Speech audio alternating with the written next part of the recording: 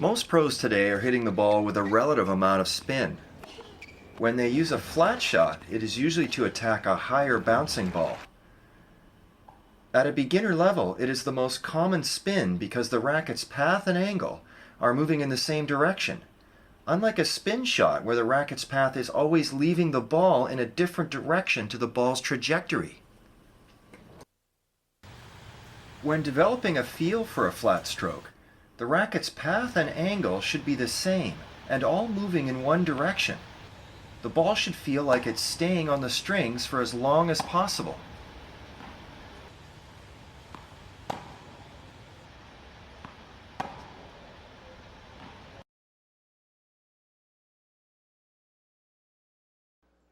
Players use topspin to make the ball drop sooner. Using topspin to bring the ball down sooner is useful when hitting hard and creating angles. We'll use the forehand to illustrate topspin. First, we see the racket's angle as vertical. Next, the racket's path is low to high. And now the racket's path low to high with a vertical angle using a full stroke. When developing a feel for the topspin forehand, a recommended exercise is to trap and roll the ball off the net strap. This will help to feel the racket's path moving upward, away from the ball, while keeping a vertical racket angle. Next, allow the ball to bounce and feel the hand dropping the racket head below the ball. This will allow a feeling of moving the path of the racket from low to high. There are certain challenges when moving from a flat forehand to a topspin forehand. First is the impact point. Here we see the impact point for a flat forehand. If the same impact point is used for topspin, it can lead to an uncomfortable and inconsistent shot.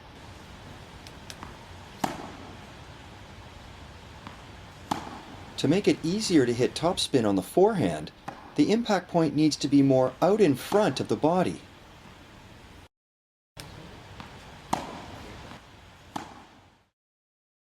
In order to increase the amount of topspin, there needs to be more racket speed.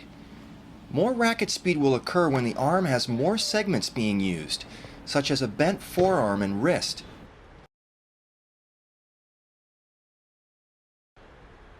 In contrast to a straight arm.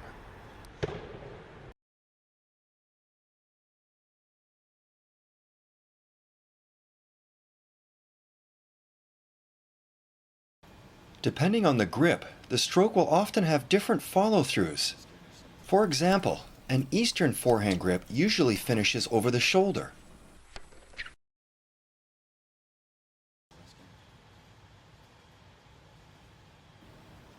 A Western grip usually finishes to the side of the body.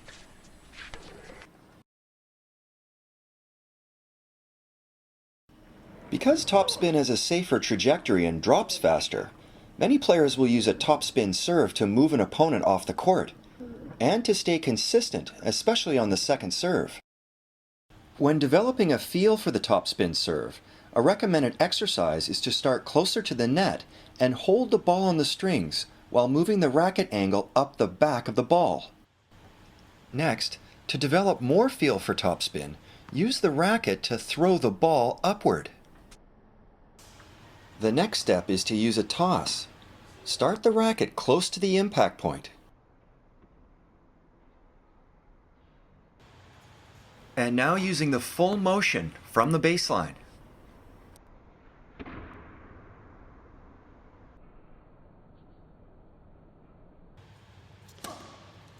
Yeah, it's nicer.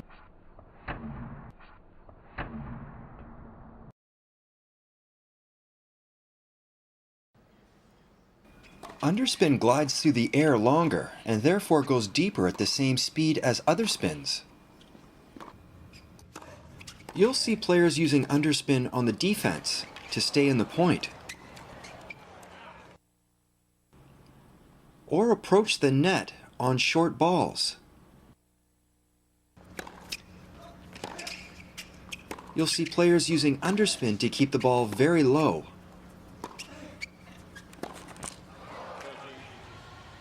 To use underspin, the racket's angle is slightly open. Next, the racket's path is from high to low. And now we see the racket's path from high to low with a slightly open racket angle using a full stroke. When developing feel for underspin, a recommended progressive exercise is to first start at the net by feeling the strings under the ball while moving the racket path back to front, much like hitting a drop shot. Moving towards the baseline, the next progression is near the service line, with more of a follow-through feeling. The racket will move more after the impact, much like hitting an approach shot. When arriving on the baseline, there will be more backswing and weight transfer to get the underspin backhand deep from baseline to baseline.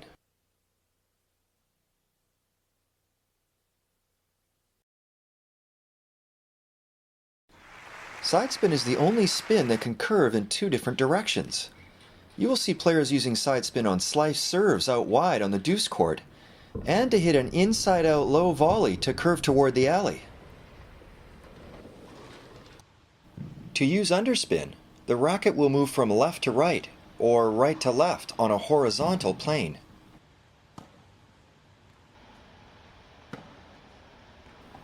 And now using a full stroke from the baseline.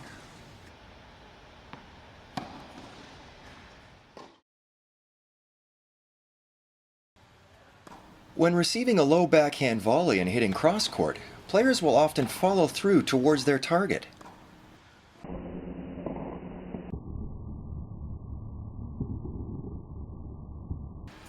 It is very difficult to follow through towards the target when hitting inside out to be effective. Instead, when players are volleying low hitting inside out, they will use side spin by hitting more of the inside part of the ball.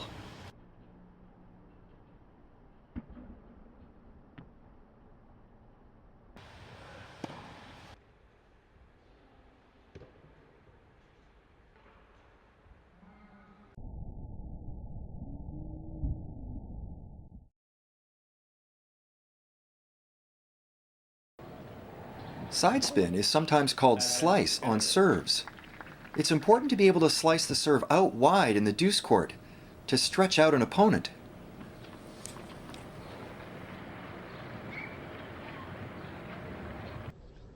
Some players are using a slice serve by curving around the outside of the ball. Here we see examples of curving around the outside of the ball.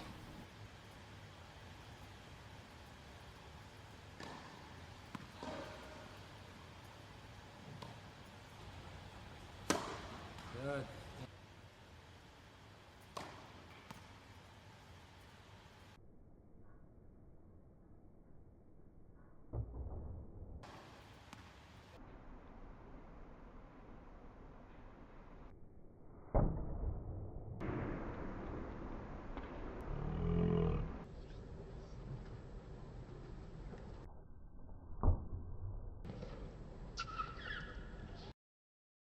Most professionals will maintain their pronation on all their serves, as it is much easier to generate speed. Here we see a slice serve out wide on the deuce court while pronating.